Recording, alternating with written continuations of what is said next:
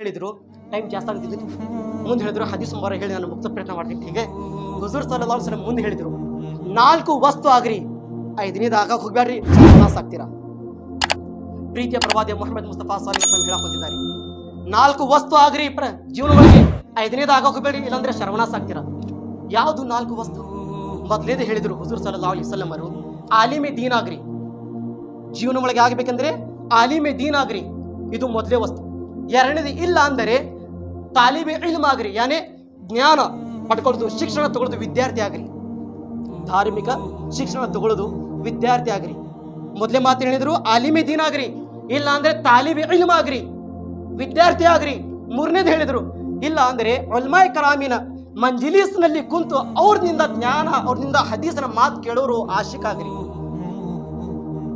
ಅವರು ಮಂಜಿಲಿಸ್ನಲ್ಲಿ ಕುಂತು ಅವ್ರನಿಂದ ಮೆಹಫಿಲ್ನಲ್ಲಿ ಕುಂದ್ರೋದು ಪ್ರಯತ್ನ ಮಾಡ್ರಿ. ಇದು 3ನೇ ಮಾತು ಹೇಳಿದ್ರು. 4ನೇ ಮಾತು ಏನು ಹೇಳಿದ್ರು? ಇಲ್ಲ ಅಂದರೆ ಆಲಿಮೆ ದೀನವ್ರಿಗೆ, ಇಲ್ಲ ಅಂದ್ರೆ ತಾಲೀಮೆ ದೀನವ್ರಿಗೆ ಪ್ರೀತಿ ಮಾಡೋರಾಗ್ರಿ, ಪ್ರೀತಿ ಮಾಡೋರಾಗ್ರಿ. ಆಲಿಮ್ ಸಾಹೇಬ್ರು ಬಂದ್ರು, ಅವ್ರಿಗೆ ಪ್ರೀತಿ ಮಾಡ್ರಿ, ಅವ್ರದ್ದು ಗೌರವ ಕೊಡ್ರಿ, ಮರ್ಯಾದೆ ಕೊಡ್ರಿ, ಅವರಿಗೆ ಮರ್ಯಾದೆ ಕೊಡ್ರಿ ಅವರಿಗೆ. ಇದು 4 ಆಗ್ರಿ. 5ನೇದು ಆದಾಗ ಹೋಗಬೇಡ್ರಿ, ಇಲ್ಲಾಂದ್ರೆ ಸರ್ವನಾಶ ಆಗ್ತೀರಾ. 5ನೇದು ಯಾವುದು?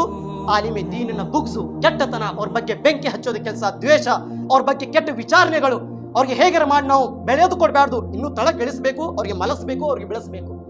ಇಂಥದ್ದು 5ನೇ ವಸ್ತು ಆಗಕ್ಕೆ ಹೋಗ್ಬೇಡ್ರಿ ದಯವಿಟ್ಟು, ಇಲ್ಲಾಂದ್ರೆ ಸರ್ವನಾಶ ಆಗ್ತೀರಾ. ಪರಲೋಕದಲ್ಲಿನ ಸರ್ವನಾಶ ಆಗ್ತೀರಾ, ಭೂಲೋಕದಲ್ಲಿನ ಸರ್ವನಾಶ ಆಗ್ತೀರಾ. ಪ್ರೀತಿಯ